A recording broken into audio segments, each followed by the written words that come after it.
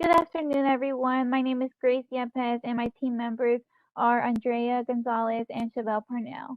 Today, we're going to be presenting our research titled Developing Resilience Strategies to Aid Grocery Store Supply Chains for Future Pandemics. Now for our research motivation and background information. So as you all know, during the COVID-19 pandemic, grocery supply chains and supply chain management capabilities were put to the test. Grocery retailers faced rapid, unplanned disruptions on both the supply and demand side. Quick reaction strategies were more critical than ever before. This is because the virus posed challenges to manufacturers' production capacities. A need to properly prepare for future pandemics was essential as they struggled to figure out how the shutdowns would affect their input suppliers. We as customers were also affected because many grocery stores were not prepared for this unexpected pandemic, which also caused a high demand for certain products. The research purpose is to develop strategies to mitigate the effect of future pandemics on the grocery supply chain. The research questions are: what are the long-term benefits of creating a user-friendly online shopping platform? What are the benefits of developing a strategic relationship with grocery stores that have more efficient distribution amid surges in demands? And what strategies can be developed by suppliers to mitigate the demand exceeding supply? The impact of grocery stores during the COVID-19 has created many challenges in which stores have been forced to limit the quantity that customers can buy in some items. In stores such as paper towels, eggs, milk, among other things. Next slide, please. Another impact that grocery stores have is the government and its restrictions with the pandemic, which are ensure social distancing, provide personal protective equipment, take precaution and prevent spread, sanitize stores, keep store clean, keep workers feed, secure store and protect workers, pay sick leave, extra pay for hazard duty, protect against jobs and income loss. Next slide, please. However, also we talked about how grocery stores and their creative ways to survive during the COVID-19 pandemic, which were the shopping online, and most famous were Instacart, amongst other apps. Next slide, please. Therefore, in this presentation, we will be addressing what resilience strategy should the retail grocery supply chain be developed in future pandemic or crisis. Next slide, please. Now for our theoretical background. In the COVID-19 shock to the grocery supply chain, we can identify three major threats to the supply chain stability and performance. These are disease outbreaks in manufacturing facilities, disrupt supply, two, consumers consistently hoarding products in panic of shortages, three, manufacturers unable to respond in an agile and effective manner. However, in our literature review, we found examples of certain grocery supply chains that did not collapse during the pandemic through interviews with public presentation materials on the COVID-19 impact from focal companies. This was all thanks to their quick responses and agile planning, which helped prevent the threats unleashed by the pandemic. Companies that performed well worked together with their main suppliers and retailers. This was all through daily discussions and conference calls to share demand information and action plans. One major retail even started sharing their point of sale data to give major suppliers visibility throughout the supply chain. One supply chain director said, communication with the retailers has improved and intensified now that we are communicating with our main customers daily and we get better information on what is going on. Companies that performed well during the crisis also adaptively reorganized and mobilized resources to meet the surge in retail and online retail customer demand. Companies moved quickly to raise existing or introduce new customer online sales channels to generate new sales, which meant shifting resources from business to consumer. The surge in online retail demand created bottlenecks in warehouse logistics, transportation logistics, and distribution logistics. To reduce losses due to obsolescence, manufacturers responded by starting or expanding existing direct-to-consumer online channels such as drive-in bread sales, home delivery of online ordered products, and a greater emphasis on branded online shops. One other key activity for retailers was assuring customers about product availability. Careful public communication was essential to dampen the surge caused by the scarcity-induced hoarding behavior. Some participants stated that they took responsibility for what they communicated in their newspaper and media outlets in order to avoid further product hoarding at their outlets. Although they knew that they would run out of product at some time, it was their deliberate decision to provide a positive outlook on performance. This is now figure 1, which is a summary of our COVID responding actions in the grocery supply chain based on the data gathered. So starting with the manufacturing side, their goal is to shorten the SOP cycles, scenario planning, decreasing assortment in order to maximize capacity, ensuring the availability of the best-selling products, and developing new sales and delivery channels in an agile way. And now for the distribution and wholesale side, their main focus is for solving bottleneck problems and also moving resources from business to consumer.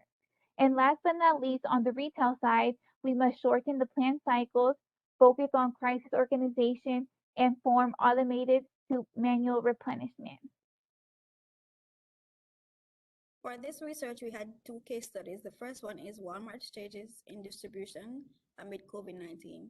To combat the distribution disruption during COVID-19, Walmart employed an omnichannel marketing strategy, which included a last-mile delivery service. An omnichannel marketing strategy enables teams to meet customers where they are with the appropriate message at the appropriate moment. Organizations may provide a unified customer experience with omnichannel marketing by acknowledging past touchpoints along the consumer journey. A new delivery system called Express delivers purchased goods within 2 hours to alleviate the difficulties of consumers getting delivery due to the surge in the area due to the pandemic.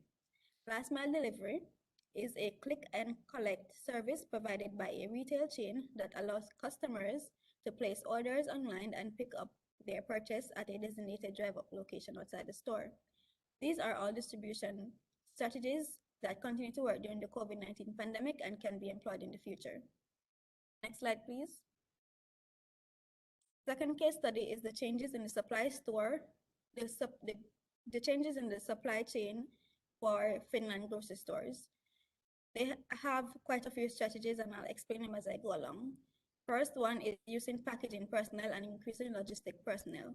Flexible companies quickly moved personnel from the low demand areas to retail stores, picking and packaging of online grocery retail, and increased their personnel in logistics. Main suppliers, retailers, and logistic companies increased information sharing.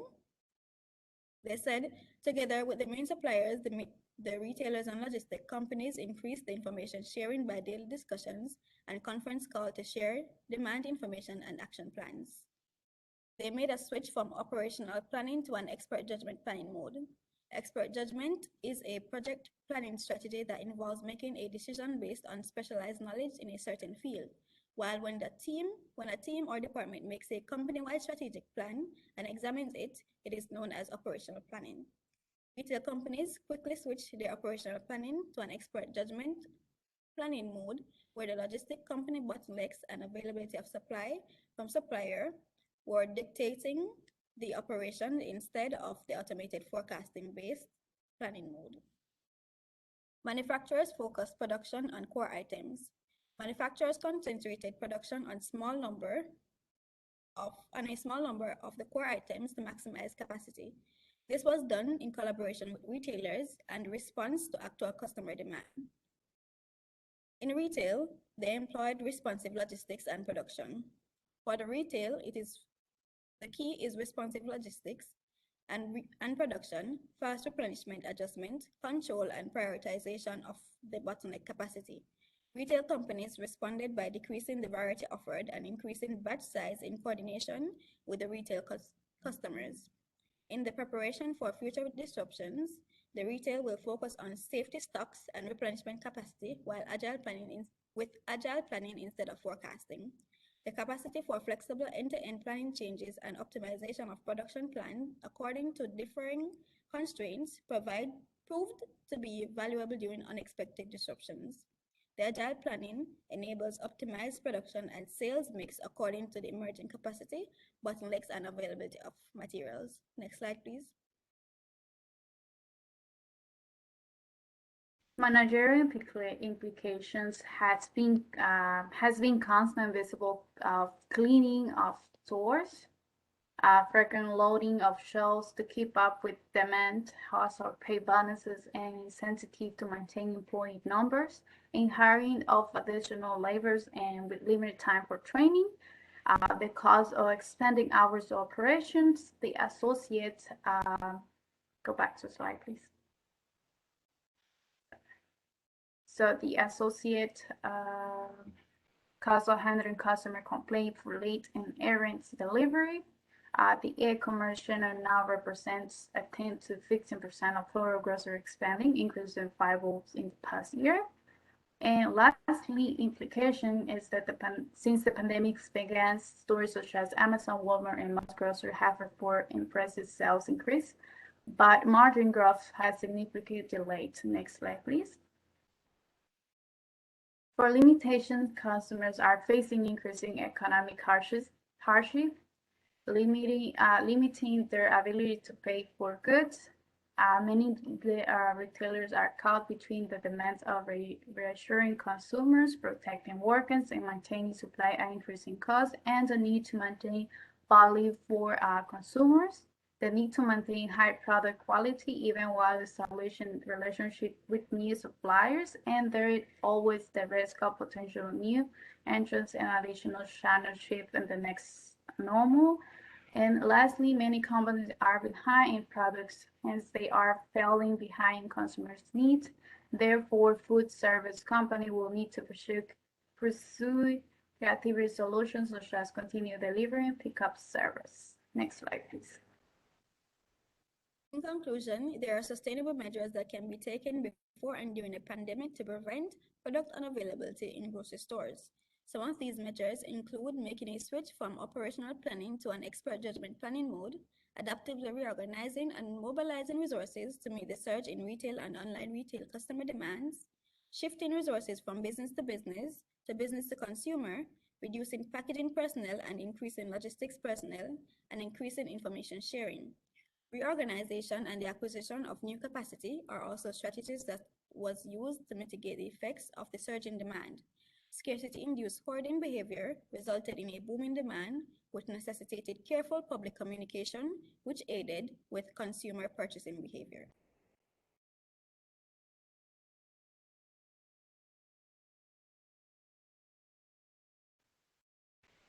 Thank you for listening. Again, I am Chevell Parnell. My name is Sandra Gonzalez. And I'm Gracia Pez.